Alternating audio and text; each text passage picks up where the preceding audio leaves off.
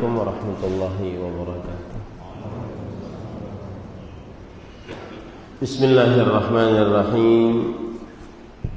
إن الحمد لله نحمده ونستعينه ونستغفره ونعوذ بالله من شرور أنفسنا وسيئات أعمالنا. من يهده الله فلا مضل له ومن يضلل فلا هادي له. وأشهد أن لا إله إلا الله وحده لا شريك له وأشهد أن محمدا عبده ورسوله. يا أيها الذين آمنوا اتقوا الله حق تقاته ولا تموتن إلا وأنتم مسلمون. يا أيها الناس اتقوا ربكم الذي خلقكم من نفس واحدة وخلق منها زوجها وبث منهما رجالا كثيرا ونساء فاتقوا الله الذي تساءلون به والأرحام إن الله كان عليكم رقيبا.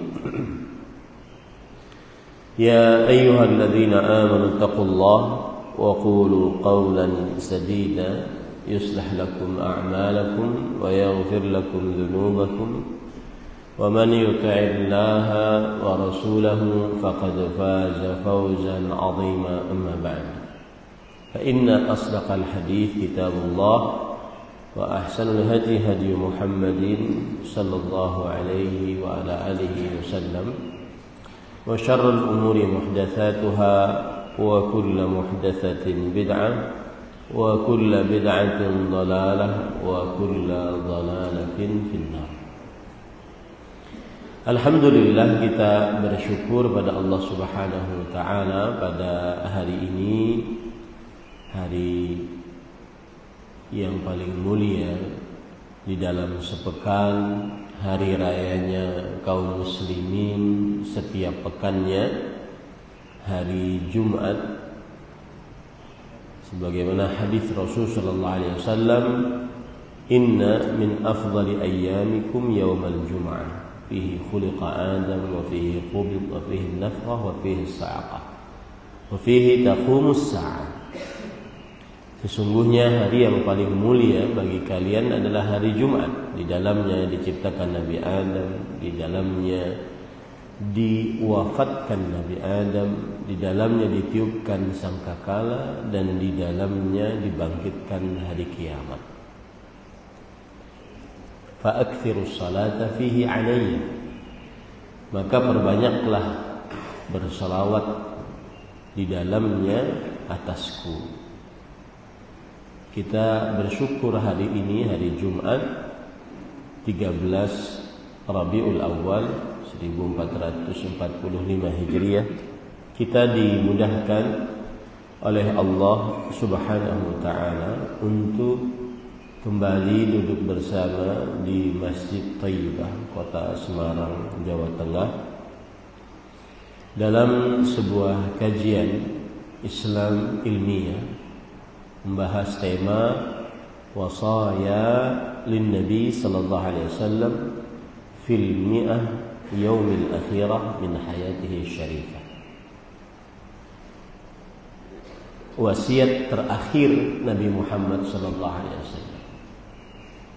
Dan tema ini saya ambilkan dari sebuah kitab dengan judul yang sudah saya sebutkan tadi, ditulis oleh Fadilat Syekh Abdul Aziz bin Abdullah Al-Hajj dan Fadilat Syekh Saleh bin Abdul Rahman Al-Husain. Salawat dan salam semoga selalu Allah berikan kepada Nabi kita Muhammad sallallahu alaihi wa ala alihi wasallam, pada keluarga beliau, para sahabat, serta orang-orang yang mengikuti beliau sampai hari kiamat kelak. Dengan nama-nama Allah yang husna dan sifat-sifatnya yang mulia, kita berdoa, Allahumma inna nas'aluka ilman nafi'an wa rizqan tayyiban wa amalan mutaqabbala. Allahumma amin. Tema tentang wasiat terakhir Nabi Muhammad SAW. Poin pertama adalah maksud dari tema ini.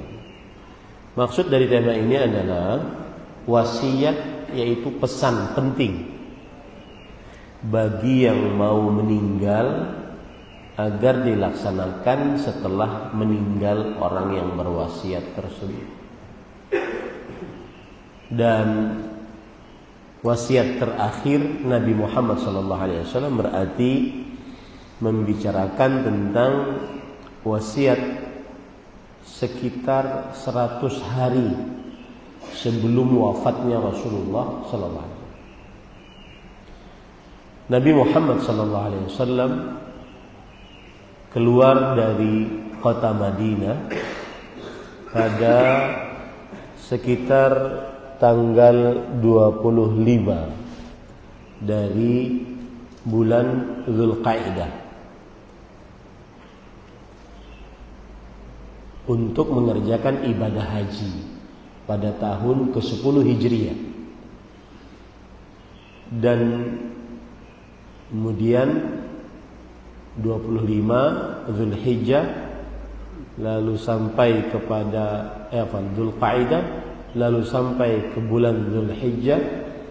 Setelah itu bulan Muharram tahun ke-11 Hijriah, Muharram, kemudian Safar, kemudian hari Senin tanggal 12 Rabiul Awal tahun ke-11 Hijriah beliau wafat. Jadi wasiat terakhir Nabi Muhammad SAW ini maksudnya adalah pesan-pesan penting beliau sampaikan sebelum beliau meninggal sekitar 100 hari.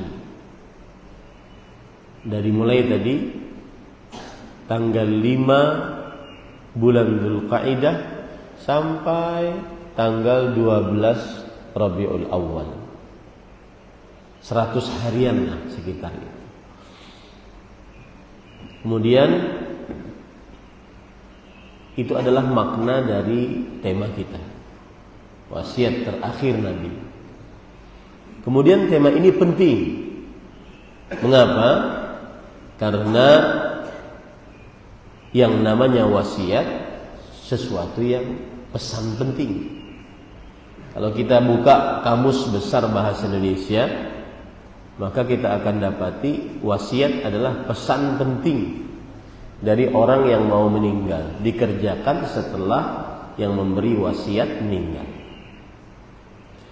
Nah, ini bukan sembarang wasiat, karena yang memberi wasiat Nabi Muhammad sallallahu alaihi wasallam. Kita saja kalau ada bapak atau ibu kita sebelum meninggal mewasiatkan sesuatu, maka kita akan sangat ingat dan sangat berusaha untuk mewujudkan apa yang diwasiatkan, meskipun kadang-kadang penuh dengan perjuangan, meskipun kadang-kadang perkara yang remeh. Bagaimana yang memberi wasiat bukan hanya sekedar bapak atau ibu, tetapi manusia yang lebih wajib kita cintai daripada bapak dan ibu. Apalagi wasiatnya wasiat yang penting, sangat penting, mendatangkan kebahagiaan dunia akhirat. Maka ini, perkara ini atau tema ini adalah sangat penting.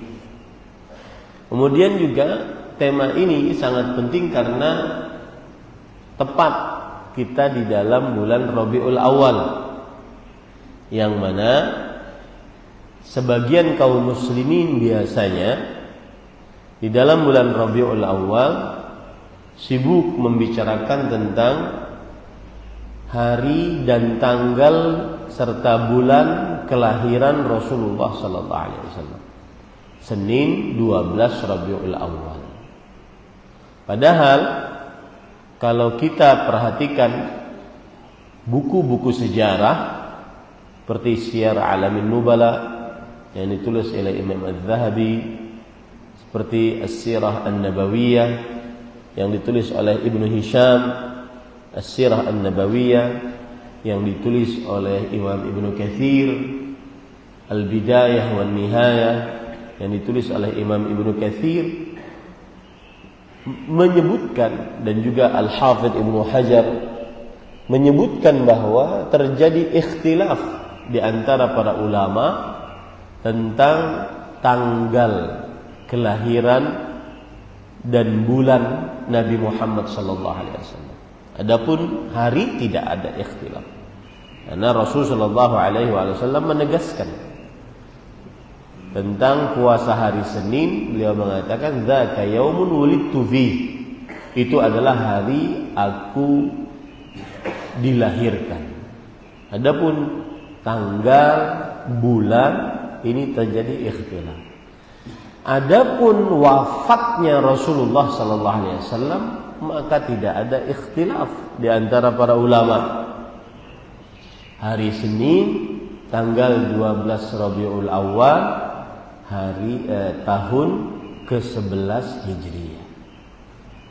Semestinya kalau kita ingin benar-benar memperhatikan tentang Rasulullah sallallahu alaihi wasallam, maka kita lebih perhatian kepada wasiat beliau sebelum beliau meninggal. Apalagi hari, tanggal dan bulan beliau meninggal tidak ada ikhtilaf di antara para ulama. Hari Senin tanggal 12 Rabiul Awal. Baik. Makna tema sudah dipahami. Kemudian pentingnya tema ini sudah saya sampaikan. Sekarang apa saja wasiat-wasiatnya? Di dalam buku ini disebutkan ada 15 wasiat. Baik itu berupa perintah atau berupa larangan. Perintah untuk dikerjakan, larangan untuk dijauhi. Saya sebutkan dulu 15 ini karena yakin waktunya tidak cukup, tetapi saya sebutkan 15 ini agar menjadi perhatian. Nanti kita bahas mana yang paling terpenting dari 15 ini. Yang pertama, al-wasiyatu bis-shalah. Wasiat untuk selalu menjaga salat 5 waktu. Yang kedua, al-wasiyatu bil-i'tisami bil-kitabi was sunnah. Wasiat untuk selalu berpegang teguh kepada Al-Quran dan As-Sunnah. Yang ketiga, al-wasiyatu bi-alil bait. Wasiat untuk memuliakan, menghormati ahlu bait Rasulullah sallallahu alaihi wasallam. Yang keempat, al-wasiyatu bil amsar. Wasiat untuk berbuat baik kepada kaum Ansar, penduduk asli kota Madinah. Yang kelima, al-wasiyatu bi ta'ati waliyil amr. Wasiat untuk taat kepada pemimpin yang sah dari kaum muslimin. Yang keenam, al-wasiyatu bi hurmatil muslim. Wasiat untuk menjaga kehormatan diri seorang muslim, baik itu harga dirinya, kehormatan istri dan anak-anak perempuannya, ataupun darahnya. Kemudian yang ketujuh, al-wasiyatu bin nisa. Wasiat untuk berbuat baik kepada para istri. Yang kedelapan, al-wasiyatu bil khadam. Wasiat untuk berbuat baik kepada para pembantu, pekerja yang bekerja dengan kita. Yang kesembilan, al-wasiyatu bil amanah. Wasiat untuk selalu melaksanakan amanah, apa yang diberikan amanahnya kepada kita. Yang ke-10, al-wasiyatu bi ikhrajil yahud wan nasara min jaziratil Arab. Wasiat untuk mengeluarkan kaum Yahudi dan Nasrani dari jazirah Arab. Yang ke-11 adalah at-tahdhir minasy-syirk. Peringatan keras dari melakukan perbuatan syirik kepada Allah Subhanahu wa taala. Yang ke-12 at-tahdhir minal bid'ah. Peringatan keras dari melakukan perbuatan bid'ah. Yang ke-13 at-tahdhir min fitnatit taharuj wal iqtital. Peringatan keras untuk menjauhi saling membunuh, ya, saling menumpahkan darah. Yang ke-14 at-tahdhir minar riba. Peringatan keras untuk agar menjauhi perbuatan riba. Yang ke-15 al-wasiyah bitablighid din. Wasiat untuk mendakwahkan agama ini. Baik. Para ikhwan yang dirahmati oleh Allah, Bapak Ibu, saudara-saudari yang dimuliakan oleh Allah Subhanahu wa taala. Wasiat yang pertama adalah wasiat untuk menjaga salat. Apa dalilnya wasiat untuk menjaga salat? Atau sebelum dalil, apa yang dimaksud dengan menjaga salat? Yang dimaksud dengan menjaga salat 5 waktu adalah tidak melalaikan salat tersebut. Bagaimana tidak melalaikan salat? Ini disebutkan oleh Allah Subhanahu wa taala dalam Al-Qur'an. Allah berfirman, "Fawailun lil musallin alladzina hum 'an salatihim sahun." Yang artinya fawailun lil musallin. Neraka wail bagi orang yang salat. Ya, neraka wail bagi orang yang salat. Kenapa mereka mendapatkan wail? Karena mereka lalai tentang salatnya. Apa itu wail? Siksa wail di dalam neraka itu apa? Maka wail artinya atau maknanya atau tafsirannya adalah wadin fi jahannam law suyirat ma'ahul jibalu lama'at. Dia adalah jurang dalam neraka jahannam. Kalau dimasukkan ke dalam jurang tersebut gunung, maka niscaya gunung itu akan meleleh. Saking panasnya neraka wail. Saking panasnya neraka wail. Berarti berbahaya sekali. Fawailun lil musallin. Neraka wail bagi orang-orang yang salat. Ada tafsiran yang lain disebutkan oleh Imam Ibnu Katsir rahimahullah, wadin fi jahannam ba'idul qa'ri khabithut ta'am. Wail adalah lembah yang dalam di dalam neraka jahannam. Baunya busuk. Sebuah tempat kalau dalam kemudian baunya busuk, maka akan semakin mematikan yang masuk ke dalam tempat tersebut. Nah, ini wail disediakan oleh Allah untuk orang-orang yang sholat. Sholat juga dia ternyata, tetapi lalai tentang sholatnya.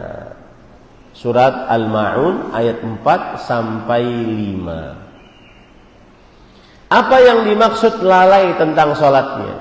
Dan inilah yang tidak menjaga sholatnya, ya, yaitu kata Imam Ibnu Katsir rahimahullah, imma an fi'liha bil kulliyah kama qalahu Ibnu Abbas, Abdullah bin Abbas radhiyallahu anhuma menafsiri orang yang lalai dari sholatnya adalah orang yang tidak mengerjakan sholat sama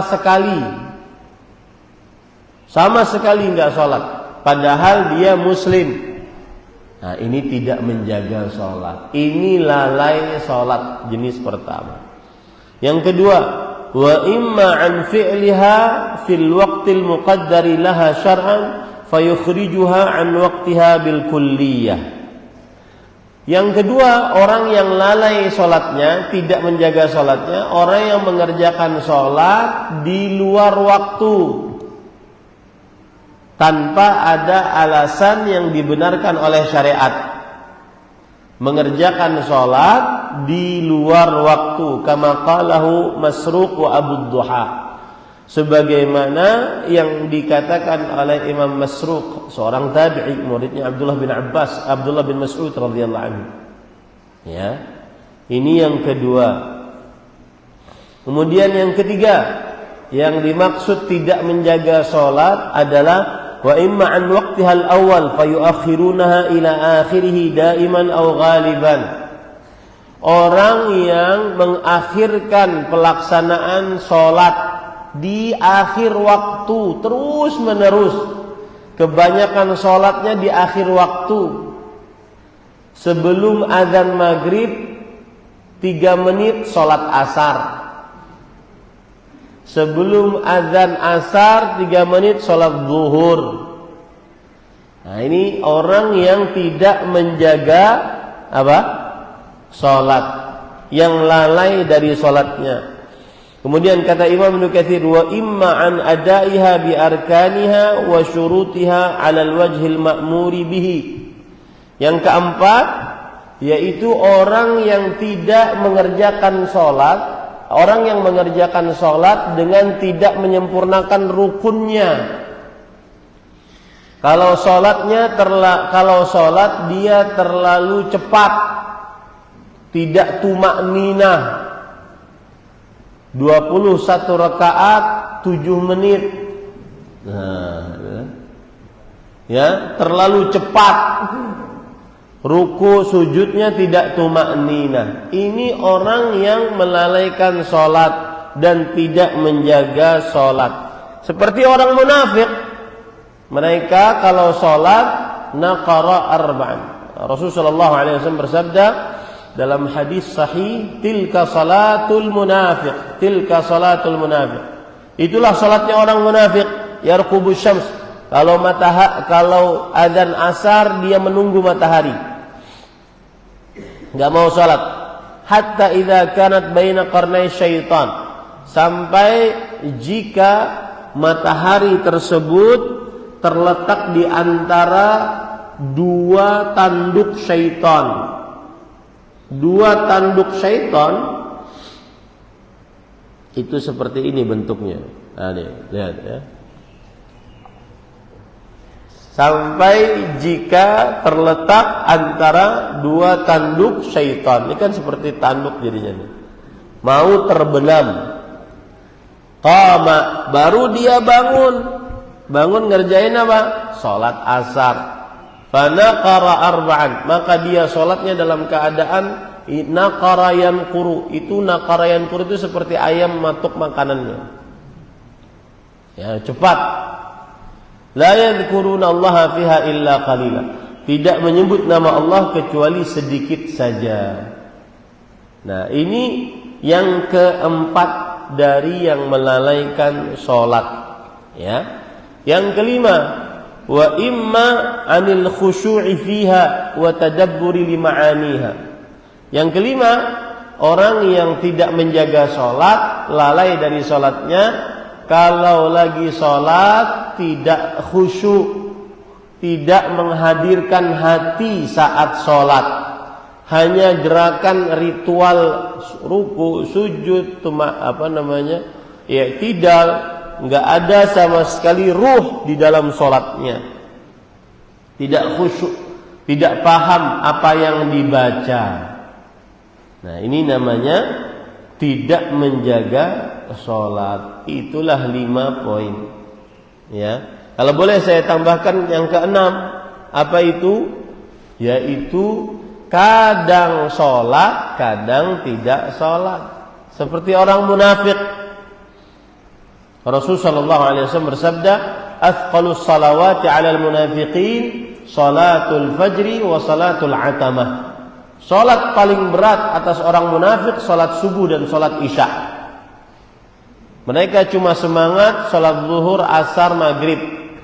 Subuh dan isya enggak semangat untuk mengerjakannya karena tidak bisa riya, tidak bisa memperlihatkan salatnya di hadapan manusia.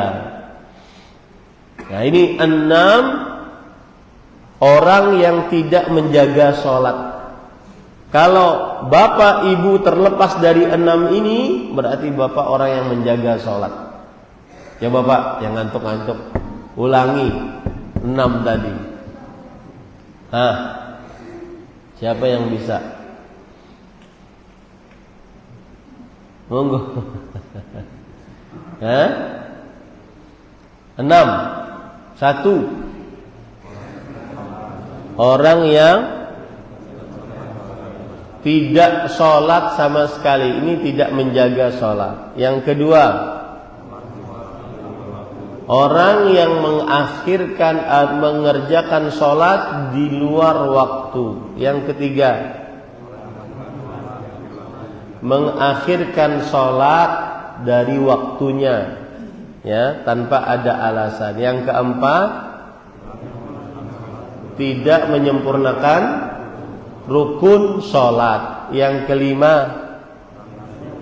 tidak khusyuk, tidak hadir hati. Yang keenam, yang sholat, yang kadang sholat, kadang tidak sholat. Baik, apa dalil bahwa ini wasiat Rasulullah sebelum meninggal? Nah, ini penting nih. Diriwayatkan oleh Imam Ahmad dalam kitabnya Al-Musnad dari hadis istri Nabi Ummul Mukminin Ummu Salamah radhiyallahu anha, dan diriwayatkan oleh Imam Hakim, Imam Ibnu Hibban dari hadis Anas bin Malik radhiyallahu anhu. Beliau berkata, "Kana akhir wasiyati Rasulillah sallallahu alaihi wasallam wa huwa yugharghiru biha fi sadrihi wa ma yafidhu biha lisanuhu as-salah as-salah wa ma malakat aymanukum." Berkata Ummu Salamah, istri Nabi, salah seorang terdekat dengan Rasulullah, dan Anas bin Malik, salah seorang terdekat dengan Rasulullah karena pembantu Rasulullah sallallahu alaihi wasallam. Mereka berdua berkata, adalah wasiat paling terakhir Rasulullah sallallahu alaihi wasallam ketika dada beliau sudah sesak, lisan beliau sudah berat. Saat sekarat berarti jagalah sholat dan berbuat baiklah kepada budak-budak kalian. Dalam riwayat Imam Abu Daud, Imam Ahmad, Imam Ibnu Majah dari Ali bin Abi Thalib radhiyallahu anhu. Ali bin Abi Thalib radhiyallahu anhu adalah menantu Rasulullah sallallahu alaihi wasallam, salah seorang terdekat dengan Rasul sallallahu alaihi wasallam. Beliau berkata, "Kana akhiru kalami Rasulillah sallallahu alaihi wasallam as-salah as-salah wa ma malakat aymanukum." Jagalah adalah perkataan terakhir Rasulullah sallallahu alaihi wasallam. Maksudnya sebelum wafat. Jagalah salat dan takutlah kepada Allah dalam perbuatan kalian terhadap budak-budak kalian. Nah, ini para ikhwan yang dirahmati oleh Allah Subhanahu wa taala. Maka ironi sekali kalau di zaman sekarang ada orang yang melalaikan salat sebagaimana 6 perkara yang sudah kita sebutkan tadi. Belum lagi kita sebutkan, kalau kita sebutkan kedudukan sholat dalam Islam. Belum lagi kita sebutkan keutamaan sholat dalam Islam. Belum lagi kita sebutkan bahaya orang yang tidak menjaga sholat dalam Islam. Ya, Umar bin Khattab berkata, "La hadza fil Islam liman tarakas salata muta'ammidan. Tidak ada bagian keislaman sama sekali siapa yang meninggalkan salat dengan sengaja.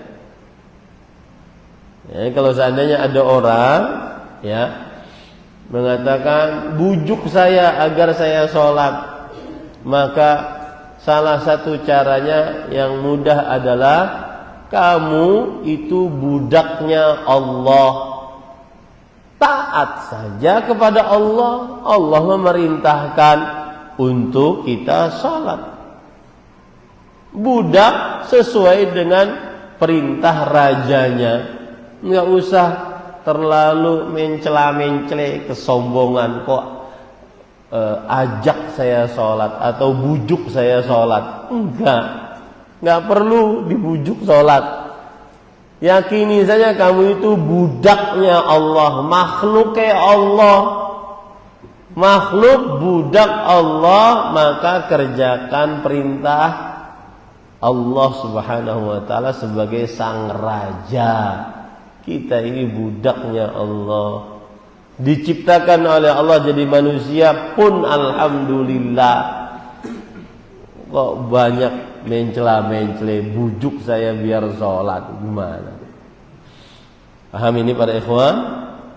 Baik. Wasiat yang kedua adalah wasiat berpegang teguh kepada Al-Quran dan As-Sunnah. As-Sunnah yang dimaksud di sini adalah hadis, dan berpegang teguh kepada Al-Quran dan Sunnah adalah wasiat, termasuk wasiat terakhir Rasulullah sallallahu alaihi wa ala alihi wasallam.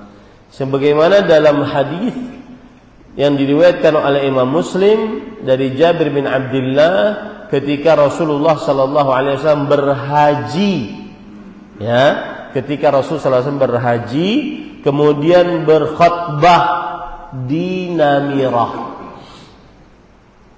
saat wukuf tanggal 9 Dzulhijjah, maka beliau mengatakan, qad taraktu fikum, aku telah tinggalkan di tengah-tengah kalian, ma lan tadillu ba'dah in i'tasamtum bih kitab Allah.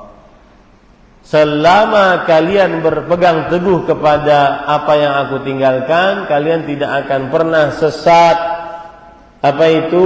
Kitab Allah, Al-Quranul Karim. Kemudian lanjutannya, wa antum tus'aluna anni fi fama antum qailun. Nanti di hari kiamat kalian akan ditanya tentang aku. Apa yang kalian jawab? Qalu nashhadu annaka qad ballaghta wa addaita wa nasahta. Lalu para sahabat menjawab, kami bersaksi bahwa engkau telah menyampaikan risalahmu, menunaikan risalahmu, memberikan nasihat kepada kami.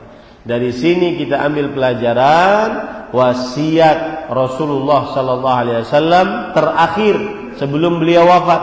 Karena haji wada, pulang dari haji wada beberapa bulan setelahnya beliau wafat.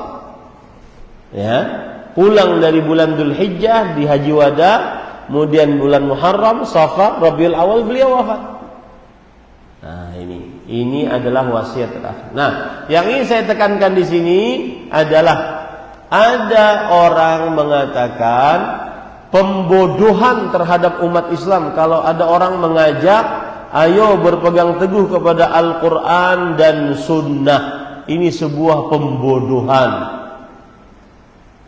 Kalau seandainya tidak berpegang teguh kepada pemahaman para ulama, maka kita katakan, wahai saudaraku, kalau anda faham apa yang dimaksud dengan berpegang teguh kepada Al-Quran dan Sunnah, tentunya anda akan memahami Al-Quran dan Sunnah dengan pemahaman para ulama. Tidak boleh memahami Al-Quran dan Sunnah dengan pemahaman sendiri. Nah, ini ya. Ini kadang-kadang dakwah sunnah dituduh membodohi umat, mengajak kepada Al-Quran dan Sunnah tanpa pemahaman para ulama. Itu tuduhan keji, fitnah, dan dia akan bertanggungjawabkan kelak nanti pada hari kiamat. Ya, Iya, yang benar adalah Rasulullah SAW mengatakan berpegang teguhlah kepada Al-Quran dan Sunnah. Lihat hadis tadi. Dalam hadis yang lain, riwayat Imam Muwatta dalam kitabnya, Imam Malik dalam kitabnya Al-Muwatta, taraktu fikum amrain lan tadhillu ma tamassaktum bihima kitaballah wa sunnata nabiyyih. Aku tinggalkan di tengah kalian dua perkara. Kalian tidak akan pernah sesat selama kalian berpegang teguh kepada dua perkara tersebut, kitab Allah dan sunnah Nabi. Ini kan ajakan untuk berpegang teguh kepada Al-Quran dan sunnah. Dan di dalam Al-Quran, di dalam As-Sunnah ada perintah untuk belajar kepada para ulama. Jadi benar-benar tuduhan, fitnah, keji kalau seandainya dituduh dakwah sunnah tidak memakai pemahaman para ulama. Ini tidak benar. Ya, ajaklah manusia berpegang teguh kepada Al-Quran dan Sunnah. Jangan berpegang teguh kepada adat kebiasaan. Jangan berpegang teguh kepada otak, logika. Ya, karena yang dinamakan otak logika itu sebenarnya hawa nafsu. Ya, jangan berpegang teguh kepada selain Al-Quran dan Sunnah. Berpegang teguhlah kepada Al-Quran dan Sunnah. Dan nanti ketika orang mempelajari Al-Quran dan Sunnah, di situ ada perintah agar Al-Quran dan Sunnah ini dipelajari dengan pemahaman siapa? Para ulama, terutama ulama salaf. Siapa mereka? Para sahabat, para tabi'in, dan para tabi'ut tabi'in. Nah inilah. Ya. Jadi tidak benar kalau ada orang mengatakan dakwah sunnah itu membodohi umat, mengajak umat berpegang teguh kepada Al-Quran dan Sunnah. Bagaimana bisa berpegang teguh kepada Al-Quran dan Sunnah sedangkan dia tidak bisa baca Quran? Maka jawabannya, ya, kita berpegang teguh kepada Al-Quran dan Sunnah sebagai prinsip hidup. Nanti mempelajarinya bersama siapa? Para ulama. Seperti itu. Nah, ini para ikhwan yang dirahmati oleh Allah Subhanahu wa taala. Yang ketiga, wasiat untuk berbuat baik kepada ahlul bait. Lihat dalam hadis yang diriwayatkan oleh Imam Muslim, Rasulullah sallallahu alaihi wasallam beliau pernah berdiri berkhutbah di daerah namanya Khum, antara kota Mekah dengan kota Madinah. Lalu beliau bersabda, "Amma ba'du, ala ayyuhan nas, ingatlah wahai manusia, fa innama ana bashar, sesungguhnya aku manusia, yushiku an ya'tiya rasul rabbi fa uji, hampir saja ada datang utusan dari Rabbku untuk mencabut nyawaku, maka aku akan menjawabnya. Wa ana tarikun fikum thaqalain, dan aku tinggalkan di tengah-tengah kalian dua perkara yang berat. Awwalahuma kitabullah, yang pertama adalah Al-Quran, fihil huda wan nur, di dalamnya ada petunjuk dan cahaya. Fakhudhu bi kitabillah wastamsiku bihi, maka ambillah Al-Quran, berpegang teguhlah. Lihat, ini hadis Rasul loh. Malah kita dituduh membodoh-bodohi umat katanya. Lalu kalau tidak berpegang teguh kepada Al-Quran dan Sunnah, dengan siapa? Berpegang teguh dengan apa? Dengan otak, dengan perasaan, logika, adat kebiasaan? Enggak, berpegang teguhlah kepada Al-Quran dan Sunnah. Fahatha ala kitabillah wa raghaba fihi. Kemudian Rasulullah SAW memerintahkan untuk berpegang teguh kepada Al-Quran. Wa ahlu baiti udzakkirukumullah fi ahli baiti udzakkirukumullah fi ahli baiti udzakkirukumullah fi ahli baiti. Aku ingatkan kalian juga untuk berbuat baik kepada ahlu baitku, ahlu baitku, ahlu bait. Siapa itu ahlu bait Rasulullah sallallahu alaihi wasallam? Yang pertama adalah istri beliau, istri-istri beliau. Yang kedua adalah keturunan Ali. Semua keturunan Ali adalah ahlu bait Rasulullah sallallahu alaihi wasallam. Karena Ali bin Abi Thalib menikah dengan Fatimah. Yang ketiga, keturunan dari Abu Thalib. Dari Abu Thalib itu banyak yang muslim. Seperti keluarga Aqil, keluarga Ja'far, keluarga banyak yang muslim. Ya. Kemudian keturunan dari Hashim. Ya. Ini banyak juga yang muslim. Nah, itu adalah ahlul bait. Nah, ini para ikhwan yang dirahmati oleh Allah. Kalau kita mendapati di depan kita ada seorang yang merupakan keturunan Rasul sallallahu alaihi wasallam, maka tugas kita adalah bermuamalah dengan yang selayaknya, lebih daripada muslim biasa. Yang ketiga, mendoakan mereka mendapatkan berkah. Yang ketiga, mencintai mereka. Yang keempat, membela mereka. Yang kelima, menasehati yang tidak soleh dari mereka. Ya, menasehati yang tidak soleh dari mereka. Ini para ikhwan yang dirahmati oleh Allah Subhanahu wa taala. Kemudian yang keenam adalah memberikan hak mereka dari 1/5 dari fai, yaitu upeti-upeti yang ada. Nah, ini para ikhwah yang dirahmati oleh Allah Subhanahu wa taala. Baik. Kemudian beberapa saya lewati ya.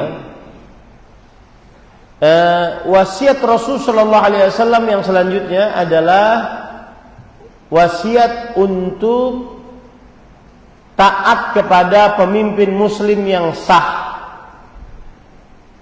selama tidak memerintahkan kepada maksiat. Ya, ini yang keempat yang saya jelaskan, yaitu hadis yang diriwayatkan oleh Imam Muslim. Nabi Muhammad sallallahu alaihi wasallam saat berhaji, beliau bersabda, in ammara alaikum abdun mujadda'un aswadu yaqudukum bi kitabillah fasma'u wa ati'u. Ketika haji beliau bersabda, jika ada yang memimpin kalian budak bukan orang merdeka, kemudian cacat tubuhnya, tetapi memimpin kalian dengan Al-Quran, maka dengarkan dan taati. Nah, tidak boleh memberontak, ya. Apalagi ini musim-musim seperti ini, hati-hati, tidak boleh memberontak. Apalagi jangan sampai menumpahkan darah. Ada syarat-syarat diperbolehkan untuk memberontak apabila pemimpinnya kafir. Buah indakum minallahi fihi bur'an.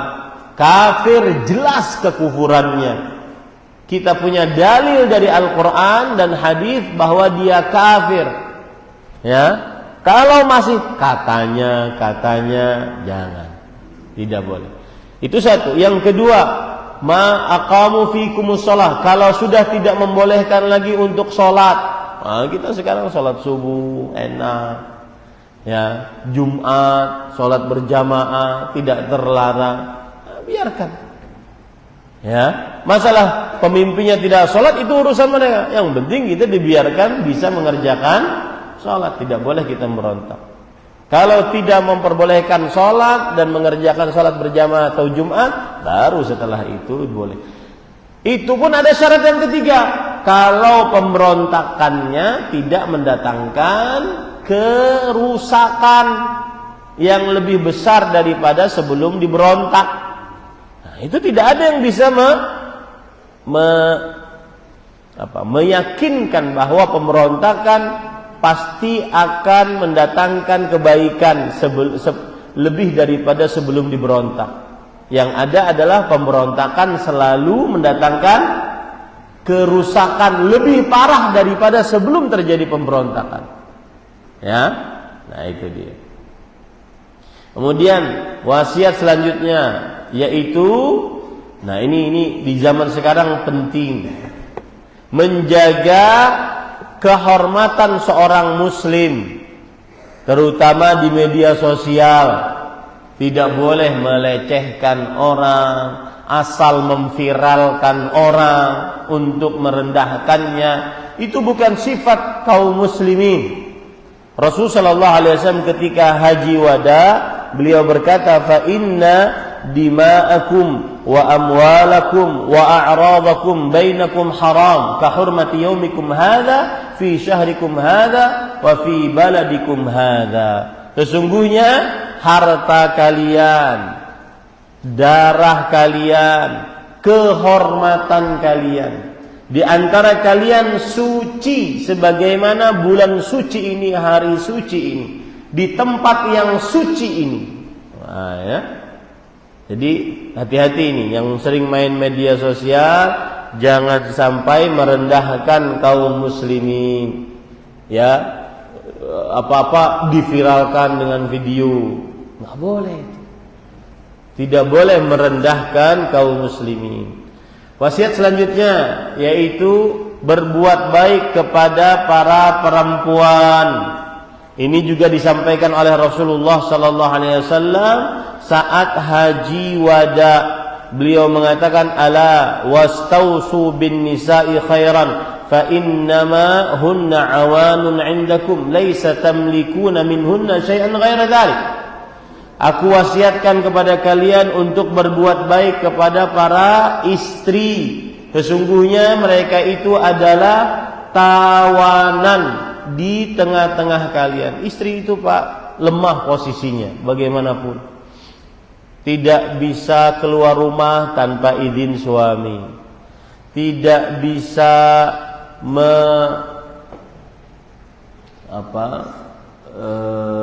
tidak bisa mengerjakan suatu amalan sunnah, terutama puasa, tanpa izin suami jika suami ada di tempat.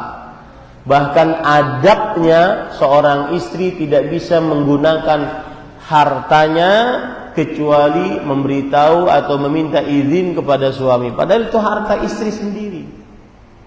Maka wajib kita para suami untuk lebih bersabar dengan istri. Ya, kita para suami yang lebih dituntut untuk lebih dewasa. Ya. Jadi kalau ada orang mengatakan kepada istrinya, "Kamu dewasa sedikit dong. Pahami sedikit dong." Enggak bisa, enggak boleh itu. Kita yang lebih dituntut untuk lebih dewasa, yang lebih bersabar kepada istri kita. Perempuannya seperti itu. Ya. Kadang marah enggak jelas. Apalagi kalau sudah dalam keadaan haid, ya kan tidak nyaman. Keluar dari kemaluannya darah kan enggak nyaman. Ya, tidak pede. Maka suami yang harus lebih bersabar kepada para istri. Nah, ini para ikhwan yang dirahmati oleh Allah Subhanahu wa taala. Kemudian termasuk di dalamnya adalah wasiat untuk berbuat baik kepada para pembantu. Ya, di dalam hadis riwayat Imam Hakim, kana akhir wasiyati Rasulullah SAW wa huwa yugharghiru biha fi sadri wa ma yakadu yafidhu biha lisanu as-salah ittaqullah fima malakat aymanukum. Adalah wasiat paling terakhir Rasulullah SAW ketika dada beliau sudah sesak, lisan beliau sudah berat. Jagalah salat dan takutlah kepada Allah dalam bergaul kalian dengan budak-budak kalian. Derajat yang paling rendah adalah budak. Di atas budak pembantu. Budak dan pembantu tidak sama, tetapi sama-sama bekerja dengan kita. Maka jangan sampai tidak berbuat baik kepada pembantu-pembantu kita.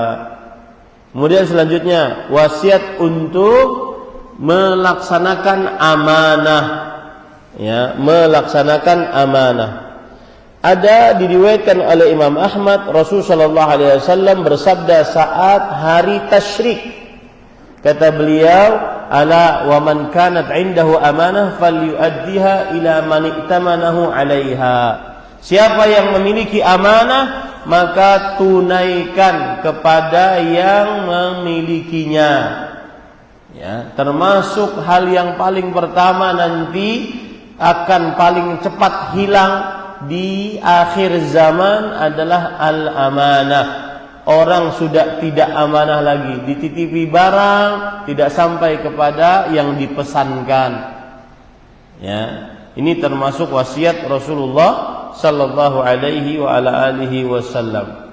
Kemudian wasiat selanjutnya yaitu wasiat tentang menjauhi perbuatan kesyirikan. Kesyirikan dosa paling besar, dan kesyirikan ada penyebabnya. Salah satu penyebabnya adalah terlalu berlebih-lebihan terhadap kuburan orang saleh. Ya, kuburan dibangun, kemudian dimegahkan, bahkan kadang-kadang lebih megah, lebih wangi daripada masjid. Ya, orang merasa lebih khusyuk beribadah di kuburan daripada di dalam masjid. Lebih bisa berdoa yang khusyuk di kuburan daripada di dalam masjid. Mengkhususkan ibadah-ibadah tertentu di samping kuburan tertentu. Menjadikan ada kuburan-kuburan keramat. Menganggap kuburan-kuburan itu mendatangkan berkah. Ini namanya terlalu berlebihan terhadap kuburan. Lihat hadis Rasul, riwayat Bukhari dan Muslim dari Aisyah radhiyallahu anha dan Abdullah bin Abbas radhiyallahu anhuma. Dua orang yang paling terdekat dengan Rasul sallallahu alaihi wasallam. Mereka berdua bercerita, "Lamma nazala bi Rasulillah sallallahu alaihi wasallam, tafiqa yatrahu khamisatan ala wajhi." Ketika Rasul sallallahu alaihi wasallam sudah dalam keadaan sakit keras, beliau menutup wajahnya dengan kain. Fa idza tamma kashafaha. Kalau sudah dadanya atau nafasnya itu sesak, beliau buka kainnya. Faqala wa huwa kadzalik. Dalam keadaan demikian, beliau bersabda, "La'natullah 'alal yahud wan nasara, ittakhadhu qubur anbiya'ihim masajid." Allah melaknat kaum Yahudi dan Nasrani yang menjadikan kuburan-kuburan nabi-nabi mereka sebagai masjid. Ya, apa yang dimaksud menjadikan kuburan Nabi sebagai masjid? Membangun kuburan, dibangun semegah-megahnya, lalu sholat di dalamnya, atau beribadah di sekitar kubur, lebih khusyuk sholat di sekitar kubur. Dulu saya waktu di pondok tahfidz, belum kenal dakwah sunnah, saya sering deres itu murojaah Quran di samping kuburan para wali. Iya, itu kebiasaan saya dulu. Jadi tidak usah dibohong-bohongi, tidak bisa kita dibohongi. Lalu saya pelaku dulu. Ya. Kadang menganggap bahwa kuburan ini mendatangkan berkah, meletakkan air di kuburan. Kalau air itu diletakkan di kuburan atau tasbih atau peci di kuburan, maka barang yang diletakkan di kuburan yang dikeramatkan tersebut menjadi berkah. Ini termasuk daripada menjadikan kuburan sebagai masjid atau membaca Al-Quran di samping kuburan. Makanya Rasulullah SAW bersabda, "La taj'alu buyutakum maqabir." Jangan jadikan rumah-rumah kalian sebagai kuburan. Bacailah Al-Quran di dalam rumah-rumah kalian. Menunjukkan tempat membaca Al-Quran bukan di kuburan. Mengkhususkan membaca Al-Quran di kuburan. Ini menjadikan kuburan-kuburan sebagai masjid. Dan ini adalah dikhawatirkan. Lihat bahasa saya, jangan dipelintir. Dikhawatirkan bisa menghantarkan kepada kesyirikan. Dan sudah terjadi. Akhirnya berdoa kepada orang yang dikubur. Madad, madad. Wahai wali fulan, kami datang, beri kami kekuatan, beri kami anak, beri kami rezeki. Ada yang seperti itu tidak bisa dipungkiri. Ada yang seperti itu fakta di lapangan. Karena kenapa? Menyalahi hadis Rasul, menjadikan kuburan nabi-nabi atau orang-orang saleh sebagai masjid. Lihat hadis Rasul lagi, riwayat Bukhari Muslim, dan subhanallah hadisnya tanpa ada keraguan, Bukhari Muslim, sahih gitu. Dari Aisyah radhiyallahu anha, beliau bercerita, qala Rasulullah sallallahu alaihi wasallam fi maradhihi alladhi lam yaqum minhu. Rasul sallallahu alaihi wasallam bersabda saat sakit yang beliau tidak bangun lagi dari sakit tersebut. La'anallahu al-yahuda wan nasara. Allah telah melaknat kaum Yahudi dan Nasrani. Ittakhadhu qubur anbiya'ihim masajid. Menjadikan kuburan nabi-nabi mereka sebagai masjid-masjid. Qalat Aisyah radhiyallahu anha berkata, "Laula dzalik la ubriza qabruh." Kalau seandainya hal tersebut tidak beliau khawatirkan, maka niscaya kuburan Nabi akan nampak. Khusyya an yutakhadha masjidan, dikhawatirkan dijadikan kuburannya sebagai masjid. Dalam hadis riwayat Imam Muslim dari Jundub radhiyallahu anhu, beliau mendengar Rasulullah SAW bersabda, qabla an yamuta bi khams, sebelum 5 hari beliau meninggal, beliau bersabda, ala wa inna man kana qablakum kanu yattaqiduna qubura anbiya'ihim wa salihihim masajid. Ingatlah, sesungguhnya orang-orang sebelum kalian, Yahudi, Nasrani, menjadikan kuburan nabi-nabi mereka dan orang-orang saleh mereka sebagai masjid. Ala fala tattakhidul qubura masajid inni anhaakum an dzalik. Ingatlah, jangan jadikan oleh kalian seluruhnya kuburan-kuburan sebagai masjid. Aku larang kalian. Coba bagaimana sekarang nanti di hari kiamat, orang-orang yang mengagungkan kuburan dibangun miliaran, kadang-kadang miliaran. Betul atau tidak? Fakta di lapangan itu nggak bisa dibohongkan. Miliaran membangun kuburan. Bagaimana mereka akan berhadapan nanti di hari kiamat dengan Rasul sallallahu alaihi wasallam? Aku larang akan hal itu. Wasiat Rasul sallallahu alaihi wasallam, dan ini keluar 5 hari atau 5 hari sebelum Rasul sallallahu alaihi wasallam wafat. Berarti setelahnya beliau meninggal. Berarti hukumnya kuat. Kenapa? Karena tidak ada yang menghapusnya. Karena beliau setelahnya meninggal. Hukumnya tidak ada yang menghapusnya karena setelahnya beliau meninggal. Kita tidak melarang orang berziarah kubur. Silahkan berziarah kubur, itu sunnah Rasul sallallahu alaihi wasallam. Jangan fitnah kita untuk melarang kita berziarah, bahwasanya dakwah kita melarang untuk berziarah kubur, atau dakwah kita mengatakan berziarah kubur adalah syirik. Enggak.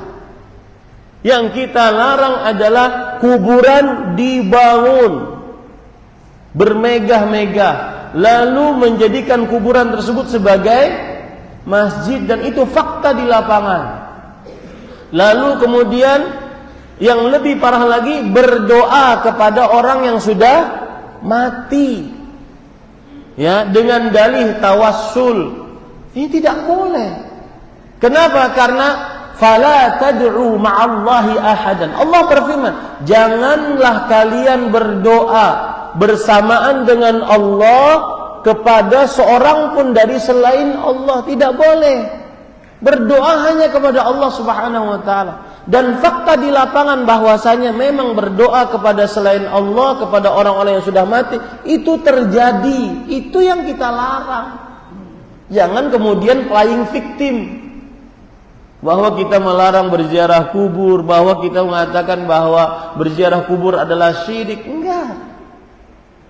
Ini para ikhwah yang dirahmati oleh Allah. Dan itu wasiat Rasul sallallahu alaihi wasallam. Bahkan di dalam hadis yang lain, Rasul sallallahu alaihi wasallam, riwayat Muslim dari Jabir radhiyallahu anhu, naha Rasulullah sallallahu alaihi wasallam an yujassasal qabru wa an yuq'ad alaih wa an yubna alaih. Lihat, sekarang banyak yang komen yang enggak baik. Saya sedang menyebutkan hadis Rasul sallallahu alaihi wasallam.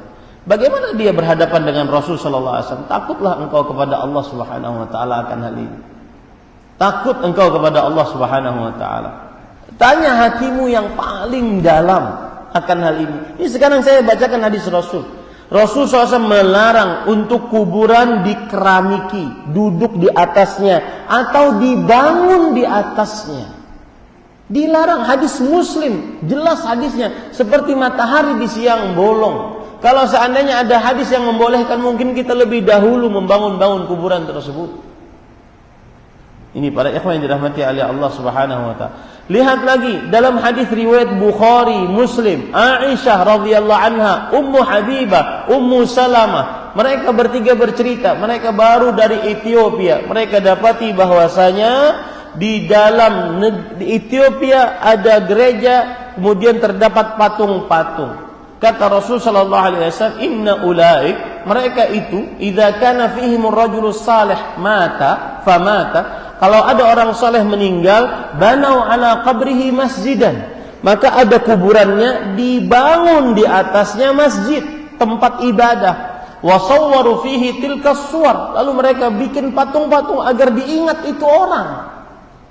Ya, faulaika syirarul khalqi indallah." Lihat, mereka adalah makhluk paling buruk di sisi Allah yaumal qiyamah, pada hari kiamat.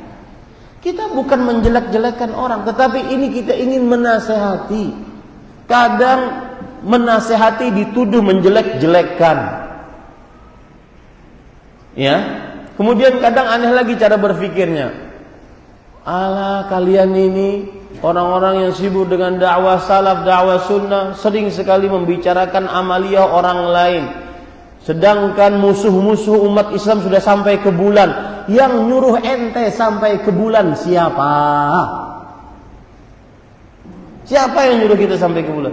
Yang diperintahkan, perintah paling utama bagi kita adalah bertauhid. Wa ma umiru illa liya'budullah mukhlishina lahuddin. Tidak ada yang dan mereka tidak diperintahkan kecuali untuk beribadah kepada Allah dengan ikhlas murni, hanya untuk Allah Subhanahu wa taala. Itu adalah perintah paling besar. Ini para ikhwan yang dirahmati oleh Allah Subhanahu wa taala. Maka ini wasiat Rasul sallallahu alaihi wa ala alihi wasallam. Kemudian yang terakhir, wasiat Rasul sallallahu alaihi wasallam adalah memperingatkan dengan keras umatnya agar menjauhi perbuatan bid'ah. Ya, bid'ah dijauhi. Karena ini adalah perintah keras atau larangan keras dari Rasul sallallahu alaihi wasallam. Dalam hadis yang diriwayatkan oleh Imam Ahmad, kemudian Imam Abu Dawud, kemudian Imam At-Tirmidzi, ya, dari Al-Irbad ibn Sariyah radhiyallahu an, bahwa Rasul sallallahu alaihi wasallam bersabda, "Fa innahu man ya'ish minkum fasayara ikhtilafan katsiran." Sesungguhnya siapa yang di antara kalian hidup maka akan melihat perselisihan yang banyak. Fa'alaikum bisunnati. Kalau sudah berselisih agar satu kesatuan kaum muslimin, hendaknya kalian berpegang teguh dengan sunnahku. Jadi bersatunya di atas sunnah, bukan asal nyatu. Ya, ini yang sering main media sosial kan begini. Kadang berselisih pendapat tentang perkataan entah siapa yang mengatakan, bukan hadis, bukan ayat, diperselisihkan. Apa perkataannya? Ambil baiknya, buang buruknya. Ini bukan ayat, bukan hadis, ngapain kita debat di dalamnya? Paham gak maksud saya? Ini bukan ayat, bukan hadis, ngapain kita debat di dalamnya? Dan kenapa ini muncul? Ini sebenarnya adalah sistem berpikir. Apa sistem berpikir? Sistem berpikir orang-orang pergerakan. Orang-orang pergerakan itu berpikirnya gini, udah yang penting kita duduk bareng, sama-sama. Mau dia dari kelompok mana, duduk bareng. Yang penting Islam. Mau dia orang ini, orang itu, mau dia menghina Al-Quran, mau dia menghina Aisyah, menghina Abu Bakar, pokoknya duduk bareng. Lalu nanti gimana kalau dia ceramah? Ambil baiknya, buang buruknya. Mau dia penyembah kubur, beribadah, berdoa kepada orang yang sudah dikubur, ya, mau tidak pokoknya duduk bareng, asal muslim, asal bersyahadat. Lalu nanti bagaimana? Kalau pas dia ceramah, ambil baiknya, buang buruknya. Dari situ tuh Pak, itu sebenarnya sistem berpikir orang pergerakan. Sedangkan dakwah sunnah enggak demikian. Dakwah sunnah itu nih hadis Rasul, "Wa'alaikum bisunnati." Kalau sudah terjadi perpecahan, maka ayo berpegang teguh kepada sunnah. Itu yang menyatukan kaum muslimin. Wa sunnatul khulafa'ir rasyidin al-mahdiyyin min ba'di. Ya. Ini para ikhwan yang dirahmati oleh Allah Subhanahu wa taala. Addu 'alaiha bin nawadid wa iyyakum muhdatsatil umur fa inna kulla bid'atin dhalalah. Berpegang teguh dengannya, gigit dengan gigi geraham kalian. Jauhi perkara yang mengada-ngada. Setiap perkara bid'ah adalah kesesatan. Gini para ikhwan, kalau ada Nabi Muhammad SAW di depan kita nih bersabda, "Iyyakum wa muhdatsatil umur fa inna kulla muhdatsatin bid'ah." Jauhi oleh kalian perkara mengada-ngada. Setiap mengada-ngada itu adalah bid'ah, setiap bid'ah adalah kesesatan. Lalu ada seorang di antara kita, Nabi, dakwahmu gitu-gitu aja dari dulu. Kurang ajar enggak orang itu? Kurang ajar enggak? Nah itu tuh persis seperti orang yang sekarang ketika disebutkan hadis ini, kemudian dia berkata seperti itu. Ya. Dalilnya cuma satu, man amila amalan laisa alaihi amr. Itu hadis Rasul. Keluar dari mulut yang paling mulia, dari manusia yang paling mulia, yang Anda bersyahadat dengannya, asyhadu anna Muhammadan Rasulullah sallallahu alaihi wasallam. Dan itu konsekuensi asyhadu anna Muhammadan Rasulullah. Nah, ini para ikhwan. Jauhi perbuatan bid'ah. Dan perbuatan bid'ah itu dicegah oleh para ulama salafus saleh terdahulu. Dari mulai para sahabat, para tabi'in, para tabi'ut tabi'in, manusia-manusia mulia mencegahnya. Lalu sekarang kita diamkan? Enggak boleh. Ya. Jadi harus bersabar. Kalau ada yang mencela, ya bersabar. Itu konsekuensi dari dulu memang seperti itu. Yang menyampaikan kebenaran akan dikatakan sahir, tukang sihir, majnun, orang gila. Sudah, dari dulu memang itu. Itu adalah warisan bagi yang mendakwahkan Al-Quran dan hadis Rasul sallallahu alaihi wasallam. Nah, ini para ikhwan yang dirahmati. Jadi jauhi perbuatan-perbuatan bid'ah. Ya, mengada-ngada dalam agama yang serupa dengan agama, yang tidak ada contohnya dari Rasul sallallahu alaihi wasallam. Dan tujuan dari mengamalkannya berlebih-lebihan. Dan ingat, perbuatan bid'ah dia erat kaitannya dengan ibadah. Tidak ada perkara dunia di dalamnya. Alat transportasi, pakaian, alat komunikasi, enggak masuk bid'ah di dalamnya. Kenapa? Karena dia bukan dari perkara ibadah, ritual ibadah, bukan. Jadi kadang-kadang aneh aja. Ini dikit-dikit bid'ah, udah pakai onta aja. Kasihan, si onta dihitamkan terus. Kasihan. Ya, onta hitam terus. Ini para ikhwan yang dirahmati oleh Allah Subhanahu wa taala. Kemudian Bapak Ibu saudara-saudari yang dimuliakan oleh Allah, yang selanjutnya adalah yaitu hati-hati dengan darah. Jangan sampai meneteskan darah tanpa kebenaran. Rasul sallallahu alaihi wasallam pernah bersabda pada haji wada, la tarji'u ba'di kuffaran yadribu ba'dukum riqaba ba'd. Yang artinya jangan kalian kembali lagi menjadi orang kafir, saling membunuh satu dengan yang lainnya. Itu haji wada, wasiat Rasulullah sallallahu alaihi wasallam. Hati-hati ya, salah satu pemandangan nanti di hari kiamat adalah pertumpahan darah. Sampai yang membunuh tidak tahu kenapa saya membunuh dia. Yang terbunuh juga tidak tahu mengapa dia terbunuh. Ya, itu tanda hari kiamat. La taqumus sa'ah, tidaklah dibangkitkan hari kiamat hatta yakthural harju, sampai banyak al-harju. Al-harju artinya al-qatlu, pembunuhan. Banyak. Maka ini hati-hati Bapak Ibu saudara-saudari. Cukup kiranya tadi sampai jam 6. Wallahu alam. Riba belum sempat kita jelaskan, dakwah juga belum sempat kita jelaskan. Tapi yang jelas itulah 15 tadi dari wasiat Nabi Muhammad SAW terakhir sebelum beliau wafat. Bagaimana cara menghadapi suami yang gampang marah? Saya tidak menemukan pancaran kebahagiaan ketika suami memandang saya.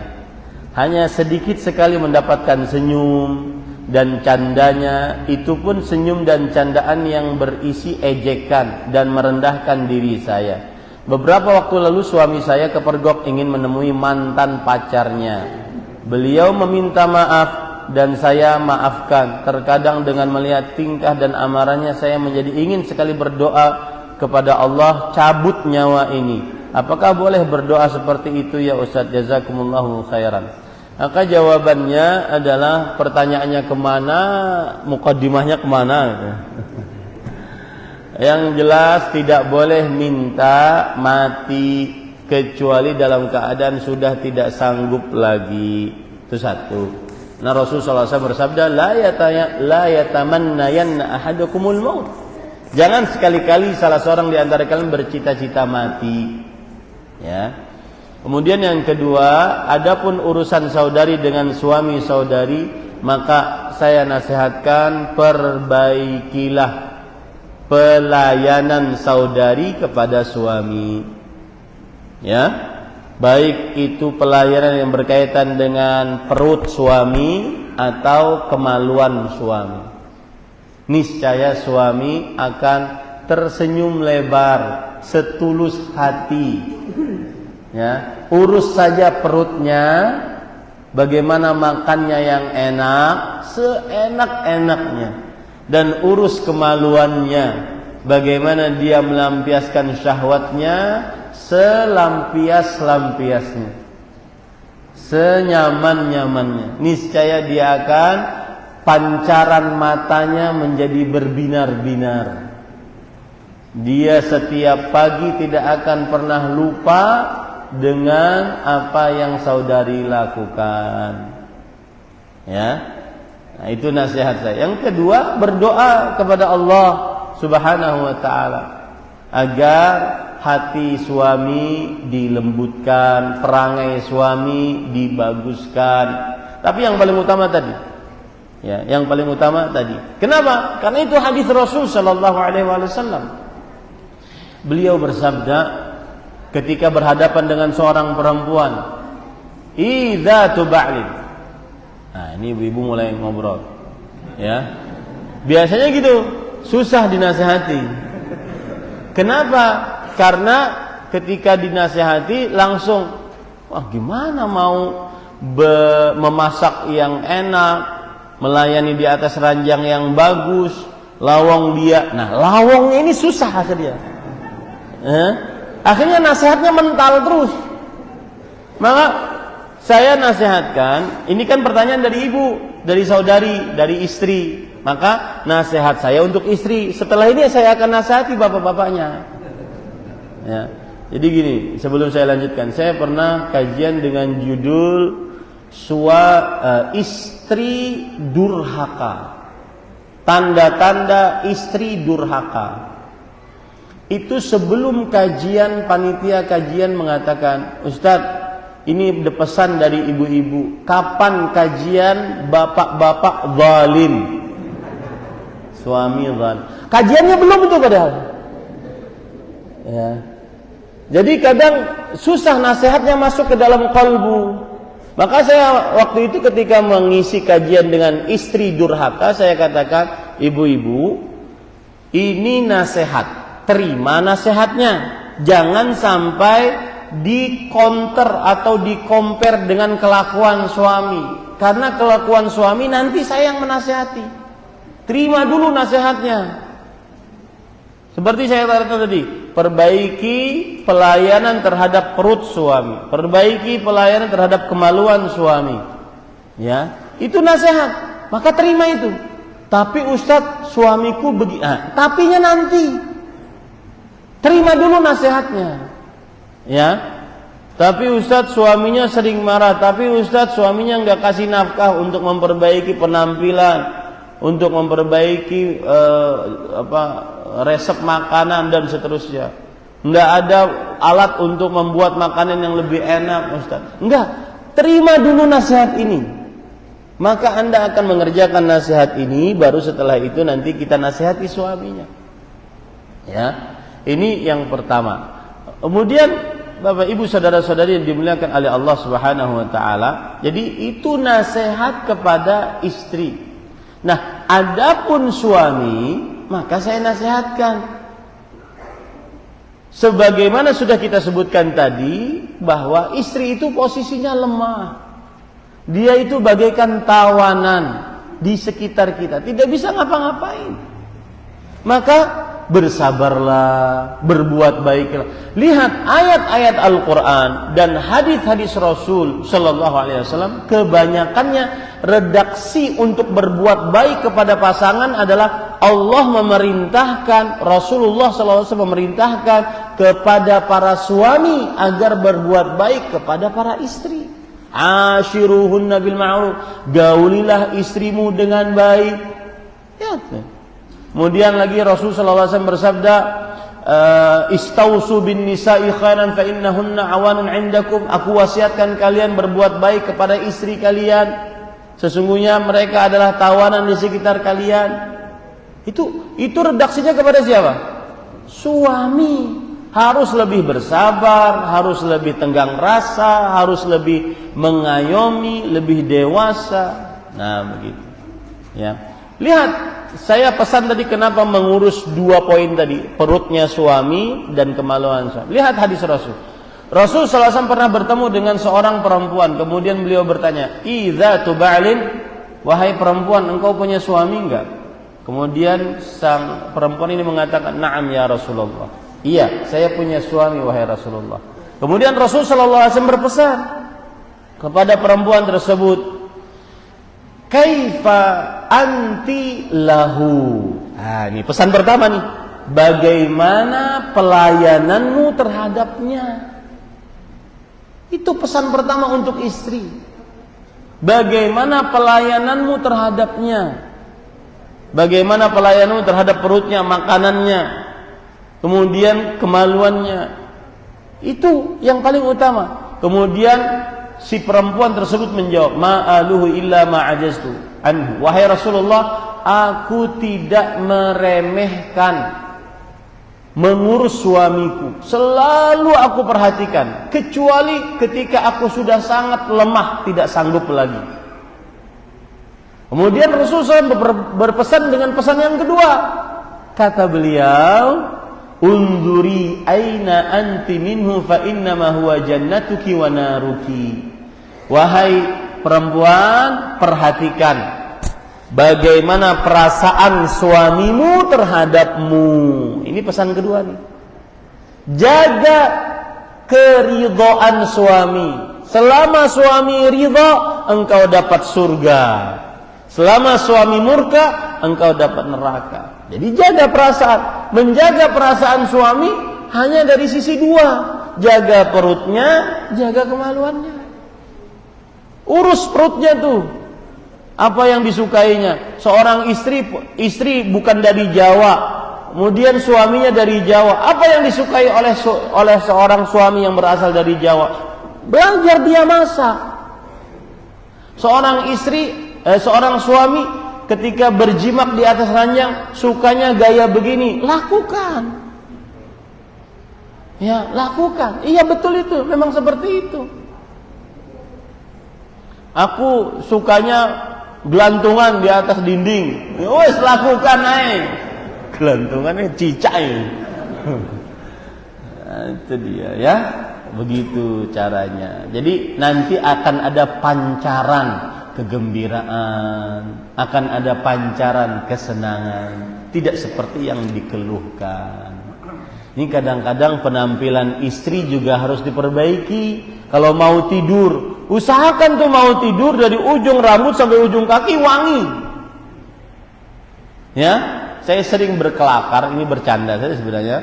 Kalau saya lagi resepsi pernikahan, bagaimana keadaan istri kita? Cantik luar biasa. Semestinya setiap malam begitu. Semestinya setiap malam begitu. Niscaya suami akan tutup HP-nya, tidak akan lihat tante-tante goyang di TikTok. Karena ada yang asli di sini. Ini kadang-kadang perempuan tidur pakai masker, kemudian matanya ditutupi dengan timun. Pas dilihat, suaminya asik main HP, melihat wanita-wanita goyang. Pas dilihat di samping, ini makhluk dari mana? Ya kan? Ya, harus wangi, harus bersih. Kemudian itu daster yang dipakai, pakai pakaian yang menarik suami. Daster udah bolong kanan, bolong kiri. Ini para ikhwan, perhatikan penampilan. Yang lebih patut diperhatikan penampilan malah ketika mau tidur di samping suami. Meskipun suami saat itu tidak mau menggaulinya. Wah Ustaz, sia-sia saya capek Ustaz nih. Ya, enggak capek. Itu ibadah. Meskipun tidak mau menggaulinya. Ini kadang terbalik, ketika mau keluar rumah dandan sehabis-habisnya. Tidak dinikmati oleh suami, malah dinikmati oleh laki-laki lain. Nah, ini keliru. Jadi terbalik keadaannya. Itu yang kadang-kadang akhirnya suami tidak memancarkan kesenangan, keindahan. Kemudian juga contoh Khadijah radhiyallahu anha. Beliau tidak pernah mengangkat suara di hadapan suaminya. Makanya beliau mendapatkan rumah yang terbuat dari berlian, yang hidup di dalamnya tidak susah dan tidak gaduh. Para ulama menjelaskan kenapa tidak gaduh, karena Khadijah radhiyallahu anha tidak pernah mengangkat suara di hadapan suaminya. Ini kadang-kadang suami nasihatin sekali, istri lebih ceramahnya lebih tajam daripada suaminya. Atau sang suami kadang-kadang ingin meminta saran atas permasalahan di luar yang dia hadapi, ternyata bukan saran yang dia dapatkan, tambah masalah. Makanya sebagian suami malas untuk ngobrol dengan istrinya. Kenapa? Karena yang dia dapati bukan solusi. Tidak seperti Ummu Salamah. Rasulullah SAW masuk ke dalam tenda, beliau dalam keadaan jengkel, para sahabatnya tidak mau mengerjakan perintah beliau. Maka Ummu Salamah radhiyallahu anha memberikan solusi terbaik. Engkau wahai Rasulullah pergi keluar, panggil tukang cukur rambutmu, bagikan itu rambut, niscaya seluruh sahabat akan mengikutimu. Seperti itu. Seorang suami kadang ingin curhat kepada istrinya, wahai istriku, sepertinya bulan ini gaji dipotong. Lah, piye ta? Enggak bahaya ta? Gimana? Akhirnya bingung dia. Bukan malah dapat solusi, malah bingung. Oh, kita punya hutang nanti cicilan ini gimana? Bukan malah dapat solusi, malah dapat puyeng kepalanya. Ya, seperti itu Bapak Ibu, saudara-saudari. Mudah-mudahan yang disampaikan bermanfaat.